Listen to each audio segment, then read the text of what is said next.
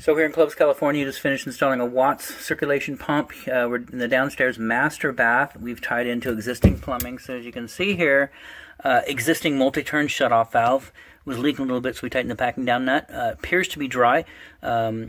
If you have any trouble with that, give us a holler. We'll come out and do something with that. But that's not in our scope of work. Neither is this one, the cold side.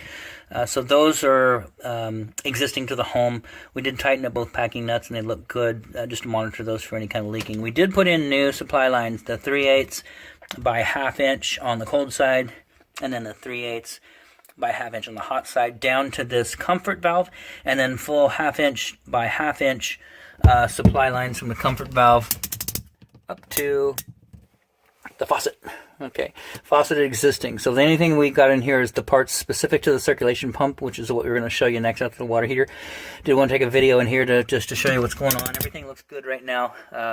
Pump is running, and there's no leaking. But we do ask that you go ahead and just occasionally, daily, weekly, monthly, yearly, come in here and make sure that this valve's, not dripping anything in here, and so we can get ahead of the water.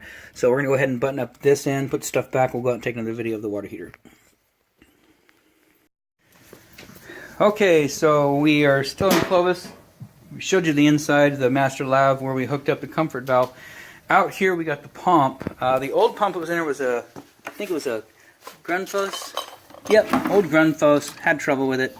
The installation was just horrible. They had this sitting out on a dedicated return line, which I'm assuming they ran after construction of the home, since the home is all solid copper. So they grabbed that from wherever, brought it down here. Circulation was not complete because they were only getting instant hot water in a couple places. Could be some other things, cartridges in shower valves or single handle lavatory faucets, but that's not in our scope of work. We did go ahead and pull this all apart and cap it off. It's a shark bite fitting over to the PEX and a little brass cap right there. Additionally, over here, it was tied in with iron pipe and a flexible supply line. This flexible supply line right here that was insulated. And so the pump, and then of course there's a part of the shark bite coupling that we took off. So the pump is just hanging off to the side, kind of bouncing around. We did demo it back. Unfortunately, whoever installed this, they went ahead and put in a 3/4 nipple into the tank, which galvanized iron pipe, which is just a horrible product to put in water. So it should be brass, but they made it so short. They used the smallest, shortest possible nipple they could.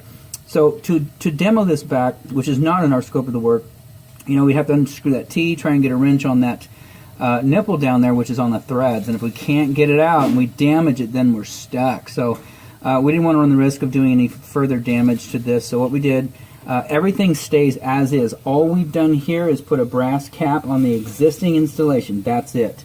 This T was installed already. That brass drain valve was originally, I would imagine, came out of the water heater. The little nipple that coming out to the brass cap, that was there too. So the only thing that we've put on is a brass cap, just to cap the water off. You still have a drain right there, but to cap that off. So right now, we've got the water heater is full. The burner is back on. It was set to A, pretty hot. I recommend just setting it down to hot, but you'll have to decide that how you want to run that for the comfort of your home. Up here, what I've done, this is set for a timer. And what you can see right now, if you look at this indicator right here where it says on and the arrow is pointing away, that means that these little tabs, which you have right here, are pushed away or toward the outside. That means it's on during those times. So I've gone ahead and taken the liberty of setting it on timer from 6 a.m. in the morning all the way to 9 p.m. at night.